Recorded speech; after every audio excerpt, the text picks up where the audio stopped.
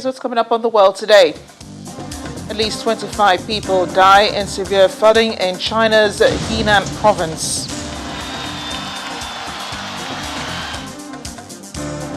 The US and Canada continue to battle wildfires.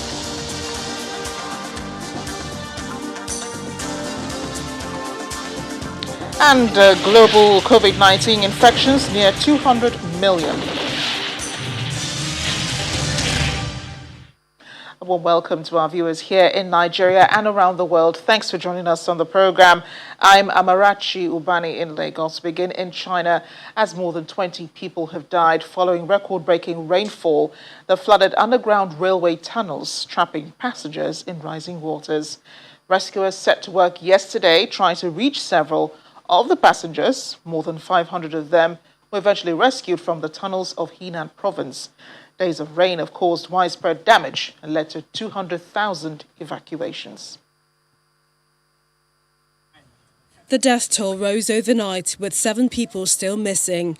Director of the Office of Henan Provincial Flood Control and Drought Relief Headquarters, Chu Zong, says incomplete statistics reveal that since July 16, more than 1.2 million people in 89 counties, cities and districts and 560 townships in the province have been affected by the heavy rainfall. A total of 16,325 people have been evacuated and 164,710 people have been relocated. He had earlier paid a silent tribute to those killed during the torrential rains in Henan. The natural disaster has damaged 75,000 hectares of crops, resulting in a direct economic loss of about 542.3 million yuan. Henan province has initiated its highest level of emergency response to flooding as rescuers race against time on flood control and disaster relief. More than 160 trains had their services suspended at Xiongzhou East Railway Station, stranding a large number of passengers. As of today, vehicles were still seen stranded along main streets in downtown Chengdu, and floodwater still falling down from some flyovers like waterfall. Local authorities have imposed traffic restrictions while dispatching personnel and heavy machineries to drain the logging water and relocate residents through day and night. On Tuesday, firefighters raced against time, rescuing people trapped in buses, houses and dangerous buildings. President Xi Jinping has mandated that authorities at all levels must give top priority to ensuring people's safety and property and carefully and strictly implementing the flood prevention and disaster measures. He urged the State Flood Control and Drought Relief Headquarters and the Emergency Management, Water Resources and Transport Ministries to enhance coordination, locate hidden dangers and shore up the protection of major infrastructure. And in the United States, wildfires are still raging across the West, including a monster 2-week blaze in Oregon. Belching smoke ensued that gusted eastward and caused harmful air pollution as far away as New York City. The Bootlegs blaze has blackened 388,600 acres of desiccated brush and timber in and around the Fairmont-Winema National Forest, about 250 miles south of Portland, since erupting on July 6th. Only 3 other Oregon wildfires over the past century have burned more territory.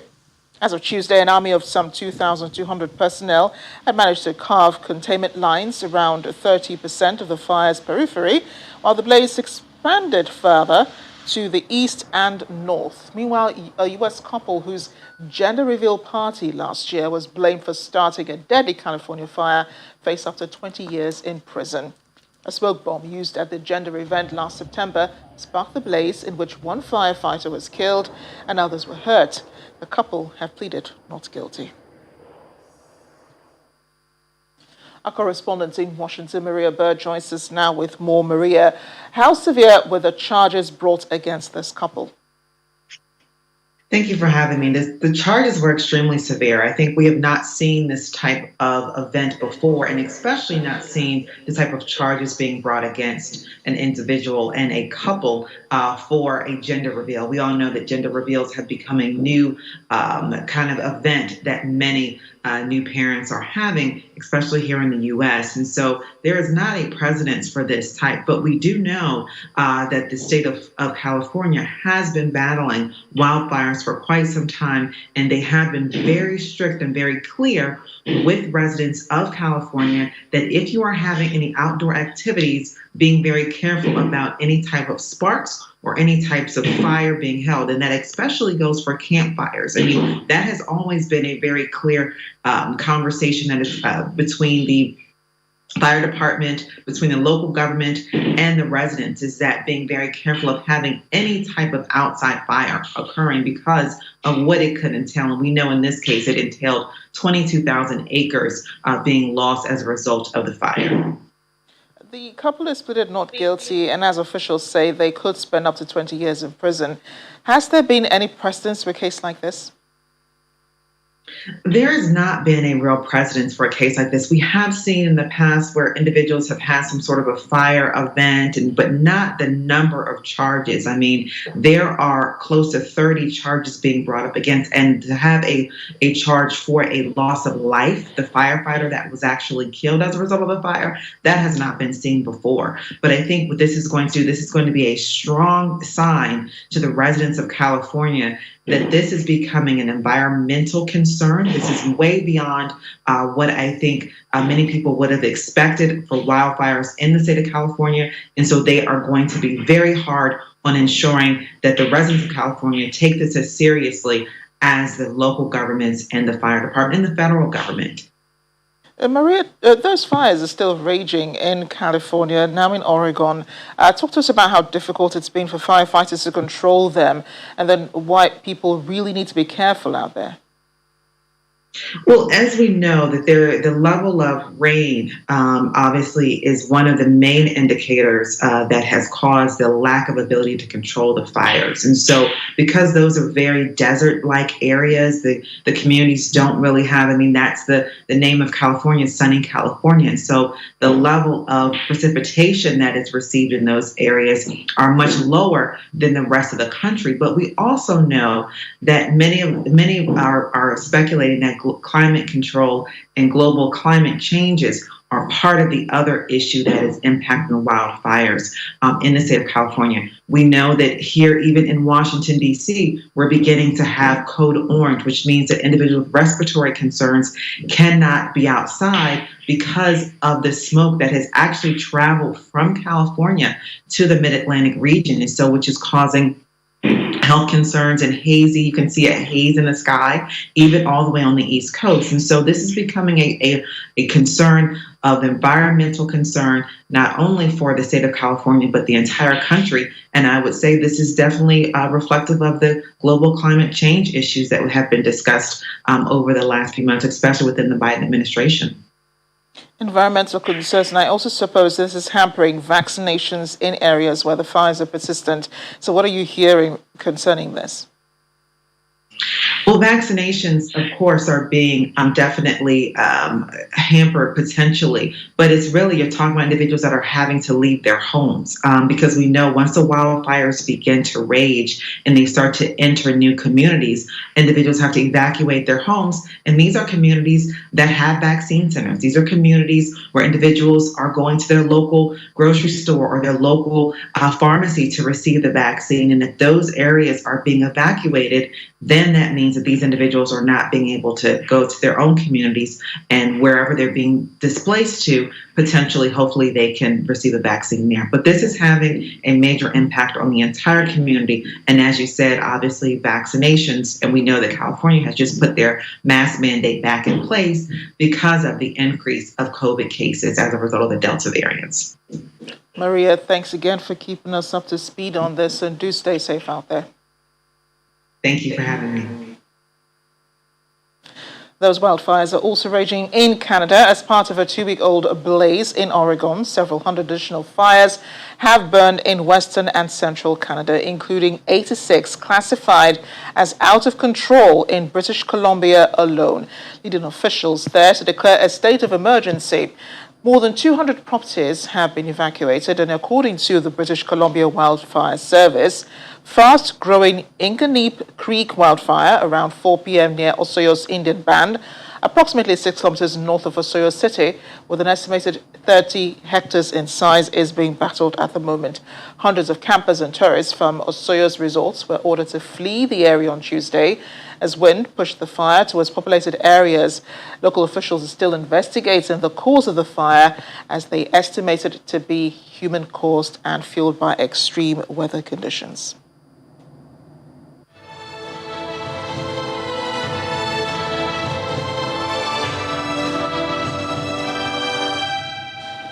The total number of confirmed coronavirus cases around the world is nearing 200 million, according to data from Johns Hopkins University, with the U.S. still leading the world with the highest number of cases, followed by India, Brazil, Russia, and France.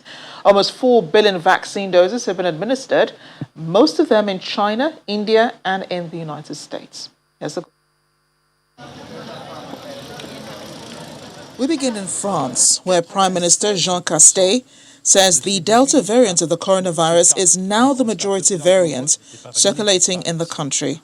He says major steps taken to tackle the 4th wave of infections in the country have been settled upon by a cabinet meeting of the government. The French government has begun to present lawmakers this week with a new plan to fight COVID-19, which will include a health pass in a wide array of venues from the start of August and making vaccination mandatory for health workers.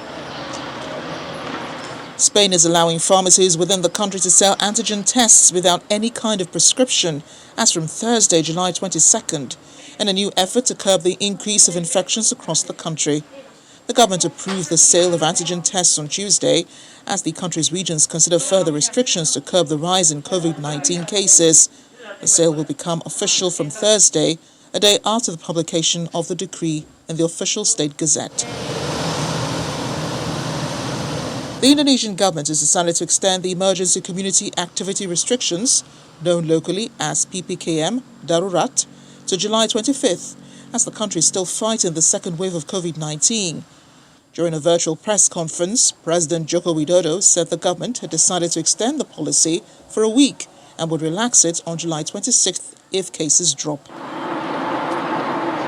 Finally, Australia's 2 largest states have reported a sharp increase in new COVID-19 cases today, a blow to hopes that lockdown restrictions would be lifted with more than half the country's population under stay-at-home orders.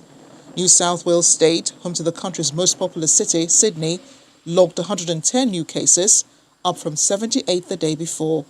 Nearly 4 weeks into a lockdown of the city and surrounding areas that contain an outbreak of the virulent Delta variant.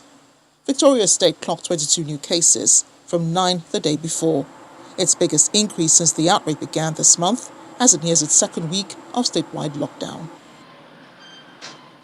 Leader of Britain's opposition Labour Party, Keir Starmer, has told Parliament Prime Minister Boris Johnson is a super spreader of confusion. Addressing Mr Johnson during Prime Minister's questions in Parliament, Starmer made the comment when asking for clarity on an upcoming plan to require vaccinations for entry to nightclubs. So, Mr Speaker, when it comes to creating confusion, the Prime Minister is a super spreader. So let me try to get some clarity. Why is it okay to go to a nightclub for the next 6 weeks without proof of a vaccine or a test, and then from September it will only be okay to get into a nightclub if you've got a vaccine ID card? We'll have more on this after the break on The World Today. Plus, he's 100 years old, but as a huge Messi fan, he's kept handwritten notes of the football star's every goal. Stay with us.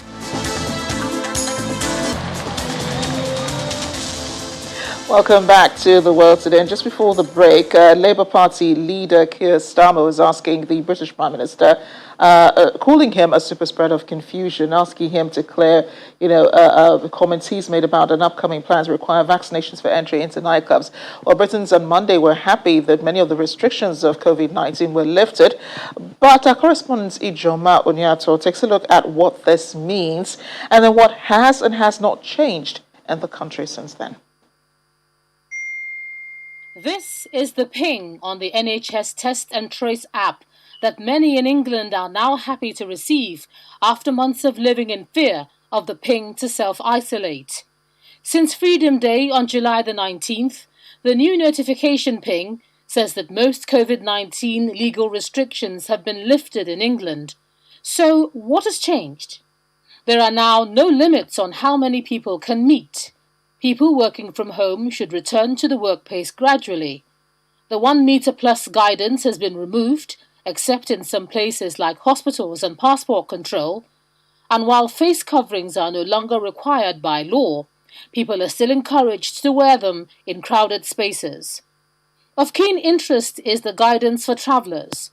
The government says fully vaccinated people returning to England from most amber list countries will not need to quarantine.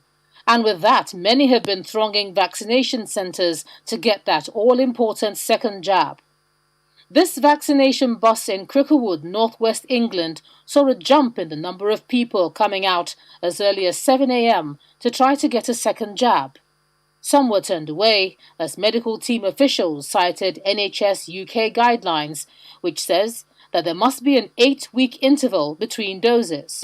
Everybody needs to get double jab. Everybody needs to get the vaccination. Even on a day like this, people are still coming into this centre trying to get vaccinated.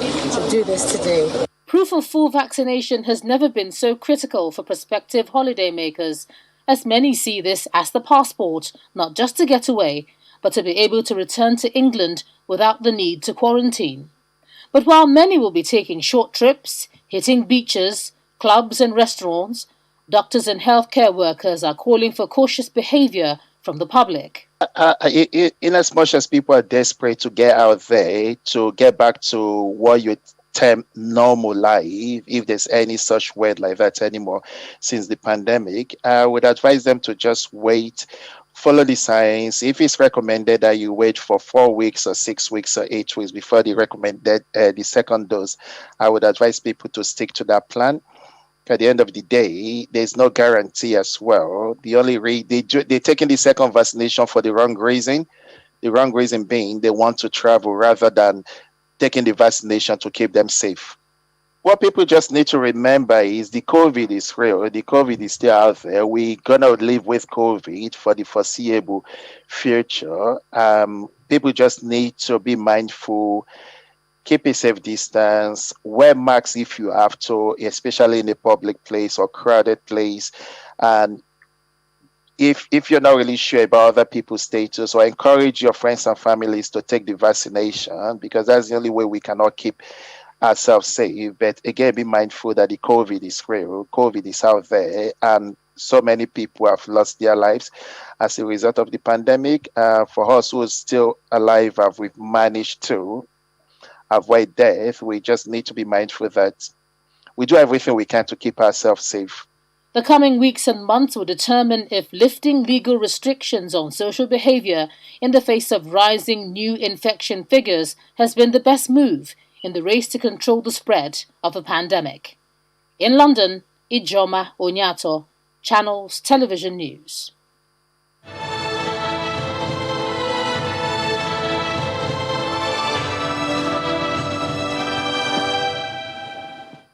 In other news, Britain has safely recovered groups of migrants on the English Channel after now seeing beefed up border patrols along with France. The two nations have agreed to deploy more police and invest in detection technology and on the French coast to try to stop boats carrying illegal migrants from reaching Britain's shores. Britain will help fund the measures, which also include financing more migrant shelters in France and invest €62.7 million between 2021 and 2022, the country said, following a meeting between French Interior Minister Gérald Darmanin and his British counterpart Priti Patel. France will double police numbers on its northern coast between the cities of Boulogne and Dunkirk and around the port of Dieppe, as well as reinforce air patrols in a bid to target small boats attempting the dangerous channel crossing. In other news, the first sports event of the Tokyo 2020 Olympic Games began behind closed doors and tight security today, with Japan taking an 8-1 victory against Australia in softball. A trio of 2-run homers drove Japan to the victory in the first event of the pandemic-postponed 2020 Olympic Games. Only buzzing cicadas and polite applause from a few hundred staff were heard as the shots cleared the fence after spectators were banned at the stadium set amid the lush hills of Fukushima due to rising COVID-19 infections in Japan. A first pitch was thrown by host Japan at around midnight at Fukushima Azuma Baseball Stadium. The game ended after 5 innings due to a mercy rule. Japan is seeking its second consecutive gold and a 4th straight medal, with the United States as top rival. Australia is seeking its 5th medal in as many chances, but their first goal. The opening ceremony for the Olympic Games is set for Friday, July 23rd. Hernan Mastrangelo is only 100 years old. He's a grandfather in Argentina, and he's gone viral after it emerged that for years he had been taking handwritten notes of almost every goal scored by local hero and Barcelona star Lionel Messi. Mastrangelo, a chocolate maker by profession, made it his hobby to keep track of each of Messi's goals, an achievement his grandson, Julian, announced on social media, catching people's imagination, including the striker himself. Messi, who recently celebrated winning the Copa America with Argentina, recorded and sent a video message of thanks. The centenarian, who does not like to use cell phones or computers, wrote down on sheets of paper the name of the rival team, the date, and the number of goals, recording more than 700 scored by Messi over the years. When the story reached Messi in the middle of the Copa America, Mastrangelo's grandson received a call from a relative of the star to thank him and sent the video. Terribly sweet. Finally on the program, a disabilities-friendly public beach has opened up in Egypt's second largest city, Alexandria. A third of the beach is equipped with a wooden platform which extends to the water, the first of its kind. When teenager Abdurrahman Mohammed would go to the beach in his coastal city of Alexandria, he would have to stay by the sidewalk watching other children swim from the confines of his wheelchair. Today, as the governorate inaugurated its first disability-friendly beach, he can push his wheelchair down a platform, receive assistance from aid workers, and use floaters to swim in the water. The initiative is part of a wider campaign to make several beaches in Egypt's Alexandria more open to people with disabilities. We are happy. We now have our own beach for those with disabilities in Alexandria. This is the first beach of its kind in the Republic. We used to look out to the sea from the sidewalk. We couldn't swim or enjoy the water. Now we are like everyone else. In everything, we don't need or ask for help from anyone. We make it to the beach with our own wheelchairs and canes and enjoy the water. Called Al Mondara, the beach is around 230 meters long, and a third of it has been allocated for people with disabilities. The beach is equipped with a wooden platform that extends all the way to the water, aid workers that assist visitors, special chairs, and a rescue team with an ambulance on standby. In a few days, we'll get a barrier that we'll place in the sea so that people with disabilities can swim while being surrounded by it, and they can be in the water without putting their lives in danger. A 2006 census found that nearly 1 million Egyptians have some form of disability, though some experts estimate that the number is closer to 8 million, or 10% of the population. Of these, Nearly half have conditions that require some sort of intervention. The latest initiative is also meant to encourage inclusivity, making public venues more accessible to everyone. And that's the world today. Thanks for watching. I'm Amarachi Ubani.